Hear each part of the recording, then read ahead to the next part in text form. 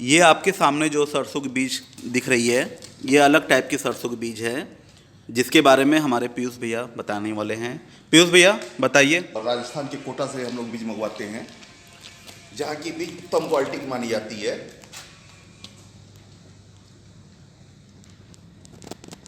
आप एक बार मुझको बता रहे थे गंगा घाट के किनारे वाली जो बीज होती है वो अलग गंगा घाट के क्वालिटी। बीज की जो किनारे के बगल के गंगा घाट के आसपास की जो बीज होती है, वो मेन होता है इसमें कि उसमें एक सरसों की तरह ही एक बीज निकलता है, जिसको कुछ लोग विनाशक कहते हैं, कुछ लोग वो कुछ क्या गलगुटिया कहते हैं।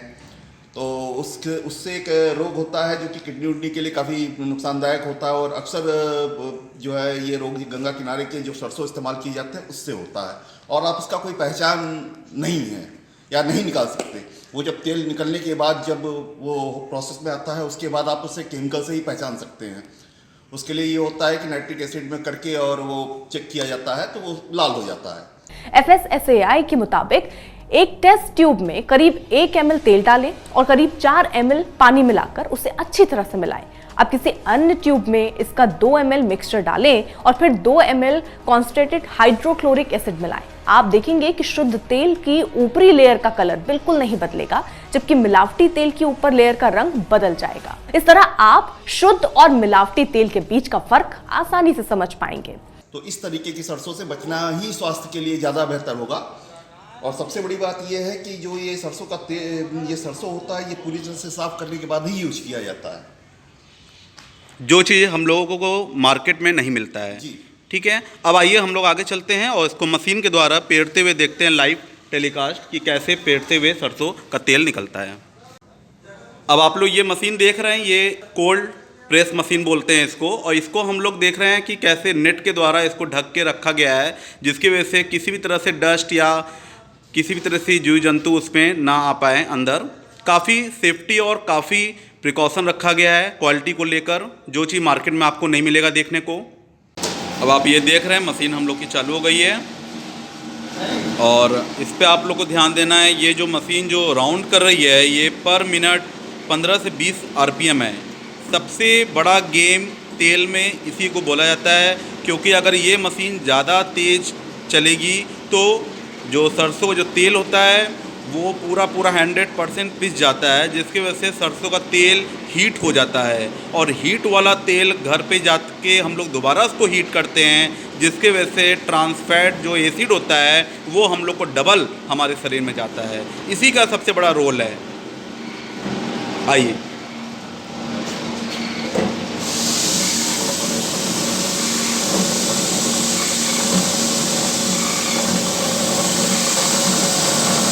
ये आप देख रहे हैं कैसे धीरे धीरे मशीन सरसों के बीज को पीस रहा है, जिससे सिर्फ 75% ही तेल निकलता है सरसों के बीज से।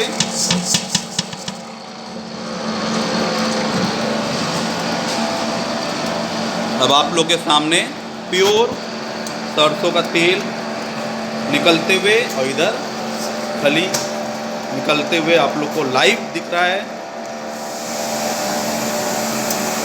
और बिल्कुल शुद्ध, बिल्कुल प्योर है ये। किसी तरह से कोई केमिकल का मिलावटपन आपको इसमें नहीं मिलेगा, क्योंकि हम लोग स्लो पॉइजन के रूप में मार्केट का तेल जो इस्तेमाल करते हैं, वो एक स्लो पॉइजन के रूप में हमारे शरीर में काम कर रहा है, जिसको हम लोग को बहुत ज़्यादा ज़रूरी है ध्यान देने की बात है, क्योंकि पहले जैसा सरसों का तेल अब हम लोगों को नहीं मिलता है।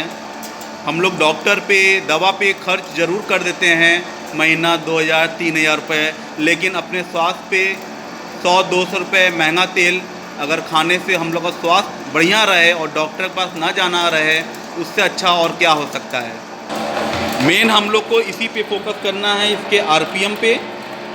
ये जो 15 से 20 राउंड पर मिनट जो RPM है, यही होता है सबसे तेल की खास बात, क्योंकि यही RPM अगर हम लोग तेज़ कर दें तो सरसों के तेल में से 100% तेल निकाला जा सकता है। और खबर यह है कि अगर भोजन दोबारा गर्म किए हुए तेल में बना हो तो आपकी सेहत को गहरी चोट पहुंचा सकता है।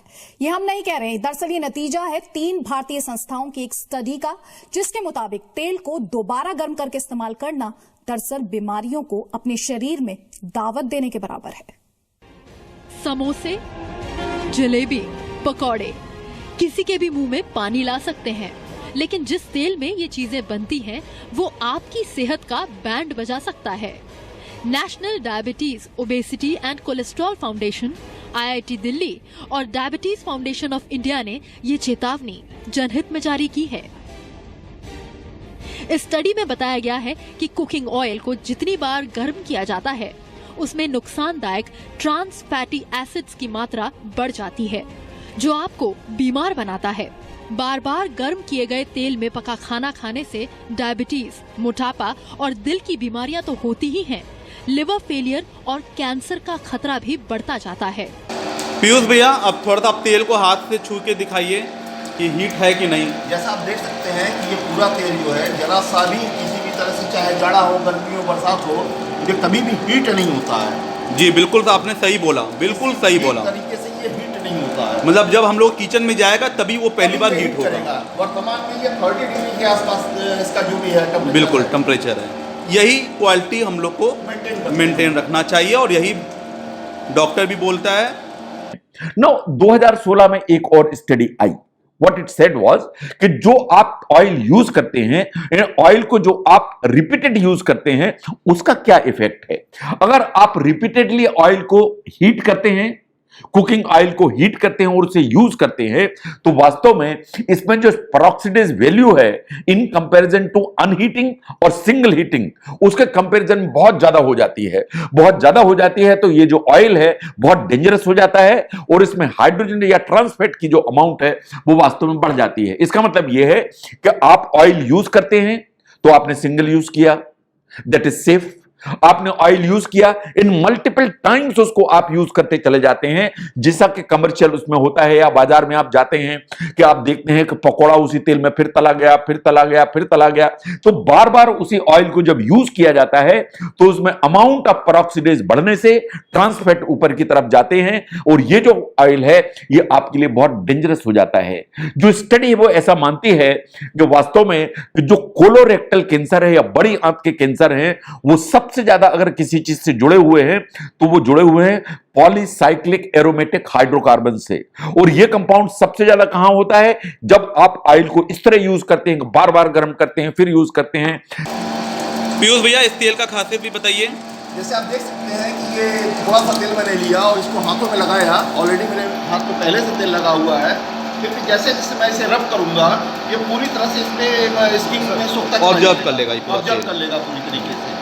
तो ये इस तेल की इसमें कोई चिपचिपापन नहीं होता है। हाँ। सबसे बड़ी बात ये इसमें कोई चिपचिपापन नहीं है। और आपने पहले बताया था कि कम मात्रा में भी कम मात्रा में खाना बन जाएगा। खाना आप हमारे इसमें तेल में 100 ग्राम से 125 ग्राम तेल में 150 ग्राम तेल में आराम से 1 किलो मटन बना लीजिए। मतलब जहाँ पे हम 150 ग्राम यूज करेंगे यहाँ पे आप 100 ग्राम में यूज कर लेंगे आराम।